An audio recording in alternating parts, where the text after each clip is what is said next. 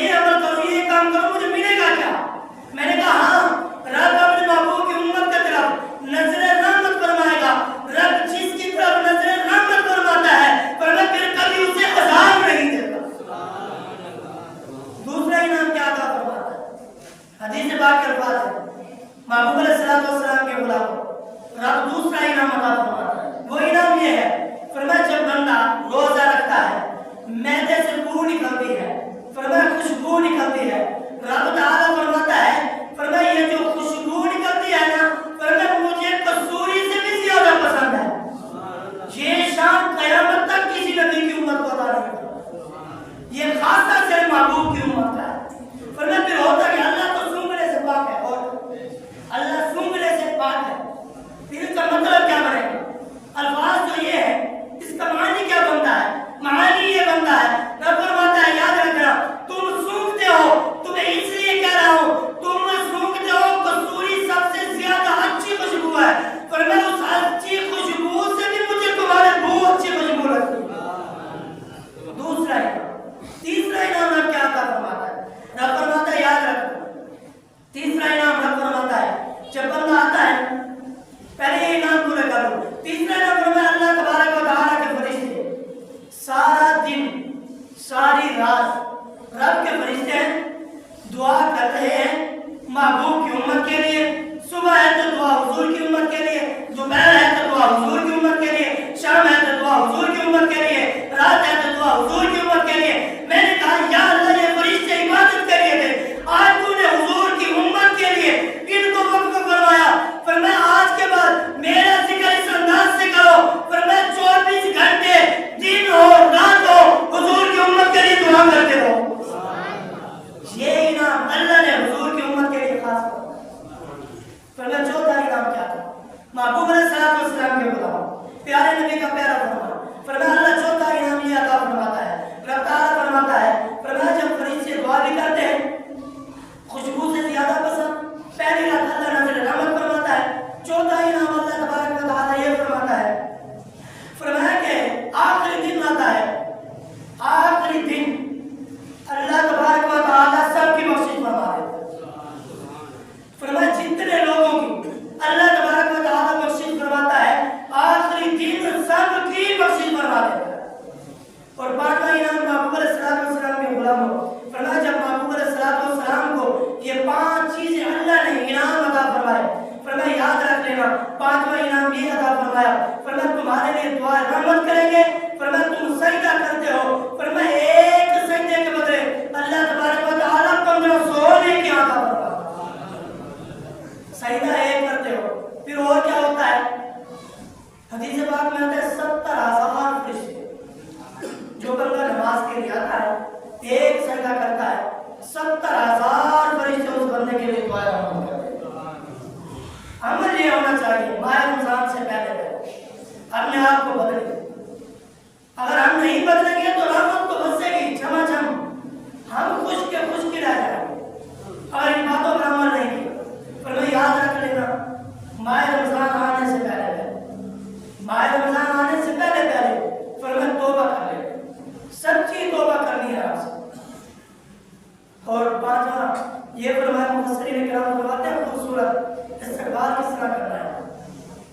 استقبال اس طرح کرنا ہے جیسے ہی اللہ کا مہمان آئے، فرمایا بندہ اس کی قدر کرتے ہوئے. محبوب نے اعلان فرمایا جو پہلے حدیث پاک پڑھی حضرت ابو ہریرہ جب تمام صحابہ جمع ہوئے، حضور نے فرمایا تمہیں مبارک تمہارا رمضان آ رہا ہے اور عمل کیا کرنا ہے کام بتایا. محبوب نے فرمایا اے ابو ہریرہ جی یا رسول اللہ فداک امی بھابی. مدینے کے تاجدار نے فرمایا ابو ہریرہ جاؤ باہر چلے جاؤ، فرمایا غریب کو لے آؤ. یا رسول اللہ فداک امی بھابی امین بھی سامنے ہے غریب بھی سامنے ہے. مدینے کے تاجدار نے فرمایا نا اے ابو ہریرہ جاؤ جا کر غریبوں کو لے آؤ. یا رسول اللہ غریب آ گئے، غریبوں کو ساتھ بٹھایا، فرمایا ساتھ بٹھا کر حضور نے فرمایا دسترخوان لگاؤ، فرمایا میرے دسترخوان پر آج غریب ہی روزہ کرو. فرمایا غریبوں کو بلاؤ نا. یا رسول اللہ امیروں کو بھی بلاتے ہیں، فرمایا امیر بڑے بڑے کھانے کھا لیتے ہیں، غریب رہ جاتے ہیں، ان کو بلاؤ.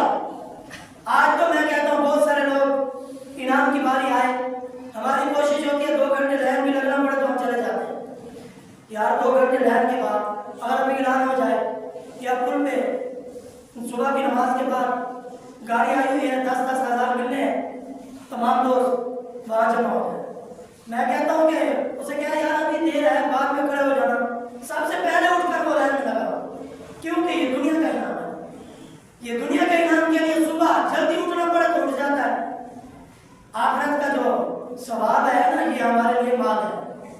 یہ دنیا کی زندگی مختصر ہے، گزر جائے گی، جیسے بھی گزارے گی گزر جائے گی، پر یاد رکھنا آخرت کا مرحلہ بڑا مشکل ہے، بہت ہی مشکل ہے۔ فرماتے ہیں صحابہ کرام حضرت ہریرہ غریب کو بلا کر لائے، محبوب نے دسترخوان پر بلایا، فرمایا ان کا خیال رکھنا، اور انعام کیا ملتا ہے؟ بہت سارے لوگ خرچ تو کرتے ہیں، خرچ کرنے کا انداز مختلف ہوتا ہے، ہر بندہ ہی خرچ کرتا ہے، اور یاد رکھنا مال انسان جتنا بھی خرچ کرے گا تو اس کا حساب نہیں ہوگا، جتنا مال آپ خرچ کرتے جائیں۔ چلے ایک مثال بھی دے دیتا ہوں، اپنے لیے نہیں مسجد کے لیے۔ ایک امام صاحب نے اعلان کیا کہ مسجد کے اندر اتنے پیسے چاہیے، آپ ایسا کریں، کیونکہ ہمارے یہاں ماشاء اللہ لگ گیا کہ باہر پردے کا انتظام کرنا ہوتا ہے، تو بس علامہ صاحب نے اعلان کیا جو نمازی تھے نماز پڑھ کے چلے گئے، تمام نمازی چلے گئے، تھوڑی دیر گزری، آدھے گھنٹے کے بعد ایک بندہ آیا، اس کی بیوی اس کے ساتھ تھی، مسجد میں آئی، آ کر جو مؤذن تھا جو باہر کھڑا تھا اسے کہا امام صاحب کا اس نے کام کرا، ملاقات کر لی، اس نے کہا ملاقات نہیں ہو سکتی، کیوں؟ اس نے کہا سو رہے ہیں، اس نے کہا جگا دے، میں نے نہیں جگا رہا، آپ چلے جائیں بعد میں آنا، اس نے کہا یار مہربانی کر، اس نے کہا بات کیا ہے؟ اس نے کہا امام صاحب نے اعلان کیا تھا نا کہ مسجد کے لیے اتنے پیسے چاہیے، باہر دھوپ میں لوگ بیٹھتے ہیں، تو میں پیسے دینے کے لیے آیا۔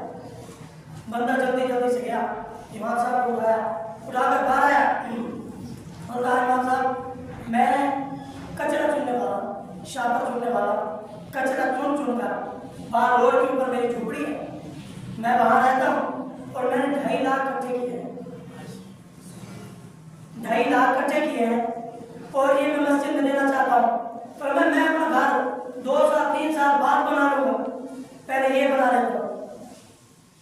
اس نے کہا میں پیسے نہیں دے سکتا، کمیٹی کو بلایا، ساری کمیٹی جمع ہو، جیسے آج کمیٹی صرف مسجد کے بارے ہی سوچتی ہے، فرماتے ہیں کہ اس نے کہا ساری کمیٹی آ گئی، سارے لوگ جمع ہوئے، اس نے کہا یہ بندہ دیکھا ہے، امیر بھی بیٹھے ہوئے تھے، جن کے پاس بہت سارا مال تھا، دولت تھی، وہ بھی بیٹھے ہوئے تھے، اس نے کہا یہ بندہ 2.5 لاکھ لے کر ہے، یہ کہتے ہیں میں نے مسجد میں دینے، اور اس کا اپنا گھر بھی نہیں ہے، مکان بھی نہیں ہے، رہنے کی جگہ بھی نہیں ہے، اور یہ مسجد میں دینے کے لیے آیا۔ کمیٹی والوں کے ساتھ جڑ گئے کہ اتنے پیسے ہمارے پاس ہم نے جمع نہیں کیے، وہ اپنے گھر کی ضرورت نہیں ہے اسے، تو اس نے کہا کمیٹی جمع ہوئی، اس نے کہا یار ہم سب پیسے جمع کرتے ہیں، انہوں نے کہا چلو بھائی سارے لوگ پیسے جمع کرتے، فرماتے ہیں بستی کے سارے لوگ جمع ہوئے، پیسے جمع کرتے رہے، انہوں نے پیسے جمع کیے، 5 لاکھ جمع ہوئے، جب 5 لاکھ ہوا نا جمع، تو انہوں نے کہا ٹھیک ہے ہم آپ کے پیسے لے لیتے ہیں، غور کرنا تھوڑا سا، ہم آپ کے پیسے لے لیتے ہیں، کوئی مسئلہ نہیں، انہوں نے پیسے لیے اور 2.5 لاکھ لے لی اور 5 لاکھ اسے تحفہ دیا، فرمایا یہ 5 لاکھ جو ہماری طرف سے تحفہ ہے، تم اپنا گھر کرو، یہ جو 2.5 لاکھ ہے یہ ہمیں دے دیں، ہم مسجد میں لگاتے ہیں۔ آپ اس بات پہ غور کریں، میں اس نتیجے پر پہنچا، وہ رب کے نام پہ دینے آیا تھا 2.5 لاکھ، اللہ نے نقد دے دیا 5 لاکھ، اس نے دیے 2.5 لاکھ، ابھی بیٹھا ہے، نیکی کا ارادہ کیا، لے کر آیا، رب نے کہا لے کر آیا ہے میرے نام پہ، پر میں ابھی تو منافع بعد میں دوں گا، ابھی قیمت تو لے جا، ایسے ہی ہے۔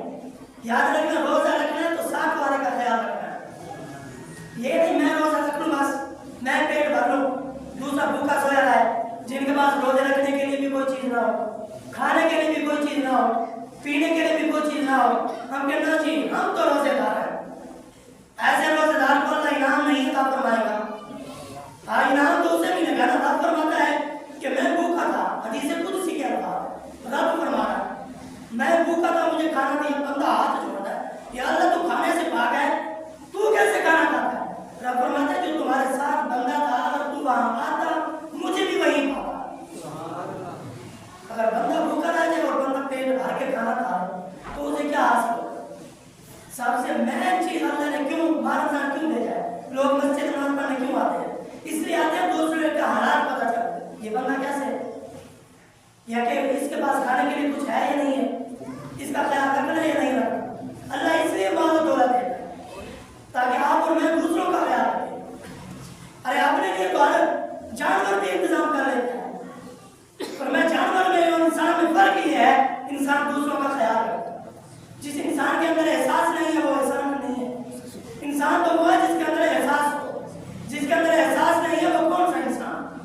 فرمایا ہمسایہ بھوکا مرتا رہے یا بھائی ہوتا رہے، دوسرا بھائی پیسے جمع کر کر کے رکھتا رہے، ایسے پیسوں کو آگ لگائیں گے، ایسی نمازیں، ایسے روزے، ایسے حج، ایسی زکاتیں، فرمایا کوئی کام نہیں ہے۔ سب سے پہلے جو ہے دوسرے کا احسان، اس کا خیال، احسان۔ مہارت اللہ اس لیے آتا ہے، رب بھوک کیوں دیتا ہے؟ رب کہتا ہے 12 مہینے میں ان کو نعمتیں دیتا ہوں، میں دیکھنا چاہتا ہوں میرے لیے 30 دن ان نعمتوں کو ہاتھ جوڑتے، نعمتیں میری وجہ سے 30 دن چھوڑتے یا نہیں چھوڑتے۔ پھر احساس ہوتا ہے تمہیں تو پیسہ دیا تھا، آج تم بھوکے ہو، بہت سارے لوگ بھوکے ہیں، کبھی احساس کیا ہے؟ اس لیے فرمایا روزہ آتا ہے۔ رب اس لیے کہتا ہے جب تمہیں بھوک لگے گی تو خیال رکھنا، غریب بھی ہوتے ہیں، فقیر بھی ہوتے ہیں، یتیم بھی ہوتے ہیں، مسکین بھی ہوتے ہیں، اس لیے روزہ آتا ہے۔ پھر بندہ کہتا ہے اتنے گھنٹوں کا روزہ میں کیسے رکھوں؟ بہت سارے لوگ پلاننگ کرتے ہیں کیسے رکھ سکتے ہیں؟ رب فرماتا ہے لا یکلف اللہ نفسا الا وسعها، میں جانتا ہوں، رب کہتا ہے میں نے دیا نا مال، پر میں اس کی استطاعت کے مطابق زیادہ وزن بھی نہیں کرتا۔ رب کہتا ہے میں اس کے اوپر زیادہ وزن نہیں ڈالتا۔ یہ تو بندہ کہتا ہے میں مر گیا کچھ نہیں ہوتا۔ فرمایا انشاءاللہ امامت کے لیے آج ہر بندہ حافظ چن لیتا ہے، امام ہونے کے لیے صرف حافظ کا ہونا ضروری نہیں ہے۔ یہ جو مسئلہ میں بیان کر رہا ہوں اس کا ذمہ وار میں ہوں، اور جو بھی بات ہوتی ہے ثبوت کے ساتھ کرتا ہوں۔ امام کے لیے حافظ ہونا ضروری نہیں ہے، بس اس نے حفظ کر لیا، مصلی پہ کھڑا کر دو 8 نماز پڑھا، جو 10 بندے پیچھے نماز پڑھے ان کی نماز پہ کیا پڑھے؟ جسے امام رکھنا ہے پہلے اسے کھڑا کرنا، اس سے سوال کر، ہاں جی میں نے آپ کے پیچھے نماز پڑھنی ہے، نماز کے فرائض کتنے ہیں؟ پوچھ، نماز کے فرائض نہیں آتے اس کی نہیں ہوگی تمہاری کہاں تھا؟ واجبات پوچھ، مکروہات پوچھ، نماز توڑنے والی چیزیں پوچھ، لقمہ کہاں دینا کہاں نہیں دینا اسے پتہ ہے، پہلے اسے پتہ ہے غسل کب فرض ہوتا ہے، دن میں کب ہوتا ہے، رات میں کیسے ہوتا ہے پتہ اسے۔ اگر اسے مسائل کا پتہ نہیں، جس کی اپنی نماز نہیں ہے وہ تمہاری کیا کر رہے ہیں؟ صرف حافظ کا ہونا شرط نہیں ہے۔ اور دوسری بات ہمارا رمضان آ رہا ہے، قرآن پڑھ رہے ہیں، 2 منٹ میں بات، ہم قرآن پڑھتے ہیں، قرآن پڑھنا منع نہیں ہے، قرآن حاصل کیوں ہوا؟ اس کا مقصد کیا تھا؟ صرف عربی پڑھ لیا ہم نے، بس پڑھ لیا الف لام میم ذالک الکتاب لا ریب فیہ، ہم نے آیات پڑھ لی آئے المسلمین کو ملے گا الی آخری، قرآن پڑھتے جائے۔ قرآن کا مقصد یہ تھا، فرمایا قرآن کیا کہہ رہا؟ بہت سارے لوگ بیٹھے ہیں یہ مسائل سے ہم بور ہو رہے ہیں۔ اگر ماہ رمضان آ رہا ہے پوچھ لے مسائل، یہ جو میں کہہ رہا ہوں، ناراض نہ ہو، ہاتھ جوڑ کے حاصل کرو، یہ ضروری ہے ہمارے لیے، ہمارے لیے اہم چیزیں ہیں۔ امام صاحب سے یہ چیزیں مکروہات، یہ چیزیں سنیں، اسے بٹھائیں کریں، پھر اسے کہیں آپ مصلی پہ جاؤ۔ اگر اسے پتہ نہیں ہے، حافظ ہونا شرط نہیں ہے، امامت کے مسائل یاد رکھنا شرط ہے۔ اور دوسرا مسئلہ فرمایا کہ یہ چیزیں جو ہم کر رہے ہیں اسی سے پہلے اسی سے سوال و جواب کریں، اسے کہ تیاری کر کے مسئلہ دیں، ورنہ اس کی نماز نہیں ہے تو ہماری کہاں ہوگی؟ پھر نماز کو روزہ آ رہا ہے، کس ٹائم ہم نے نیت کرنی ہے، مسائل روزے کے ہیں، تراویح کے ہیں، فرمایا جو جلدی قرآن پڑھتا ہے اور کوشش کریں یہ بھی جو نماز پڑھا رہے ہیں اسے اجازت دے دی، یار 2 گھنٹے لگ جائے کوئی مسئلہ نہیں، آرام سے پڑھا رہے ہیں، وہ تو 1 گھنٹے میں پڑھا رہے تھے، آپ 1.5 گھنٹے میں پڑھاتے ہیں، وہاں اس لیے بندے زیادہ جاتے جلدی پڑھا لیتے ہیں، جلدی پڑھ لیتے نماز ایک ہی میں نہیں ہوتی۔ باہر شریعت والے بابے نے خود لکھا ہے، فرمایا جو بندہ یعلمون تعلمون پڑھ رہا ہے، فرمایا یاد رکھنا لفظ کی سمجھ نہیں آ رہی، جلدی سے 1 گھنٹے میں ختم مکمل کر لیا، فرمایا یاد رکھنا ایسا قرآن پڑھنے والا، ایسا قرآن پڑھنا بھی حرام ہے، سننا بھی حرام۔ باہر شریعت میرے پاس موجود ہے، ایسا قرآن پڑھا جائے۔ آج تو جو 10-10 سال سے بھی امام کھڑے ہیں، ہم اس لیے تو کہتے ہیں نا وہ امام جو 5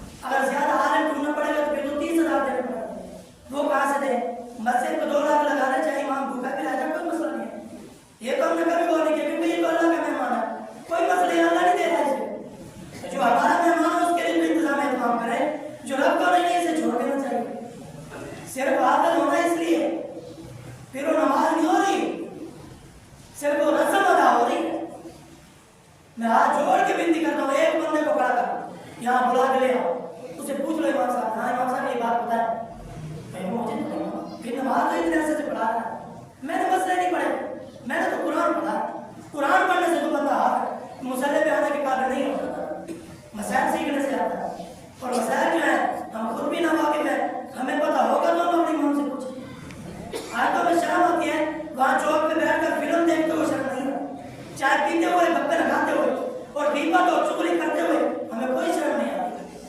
دو بندے جمع ہوئے، ایک نے کہا اذان پڑھو، وہ کہتے ہیں مجھے شرم آتی ہے، اذان پڑھتے ہوئے بھی شرم آتی ہے، کس کو مسلمان؟ یہ درد تھا تھوڑا سا جو میں نے نکالا، ناراض بھی نہ، یہ مسائل جو ہے نا، یہ نماز پورے مہینے کی رحمتیں برکتیں سے ہمارا ہو جائے۔ اگر یہ مسائل ہم نہیں سیکھیں گے، انشاءاللہ ہمارے یہاں زور کے بعد ہمارے رمضان کے اندر بار بار جو نوجوان قرآن سیکھنا چاہیں گے، ہاں قرآن کہہ رہا تھا، قرآن پڑھنے سے بہتر ہے، افضل یہ ہے قرآن پڑھو، پڑھنا ہی چاہیے۔ قرآن آپ ایک ختم کرنا، سبحان کرنا بھی چاہیے۔ بہتر یہ ہے ایک آیت پڑھیں تفسیر کے ساتھ، اس کی تفسیر بھی پڑھیں، ترجمہ بھی پڑھیں، آپ کو سمجھ آئے، مہینے میں ایک سپارہ پڑھیں، آپ کو پتہ تو چل جائے ایک ایک آیات مجھے کیا کہہ رہے ہیں، اس کا زیادہ ثواب ہے۔ ایسے قرآن پڑھ لینا، پتہ بھی نہ چلنا کیا کہہ رہا ہے، سمجھ کر پڑھنا زیادہ بہتر ہے، اس کی تفسیر پڑھنا زیادہ بہتر ہے۔ دعائیں رب العالمین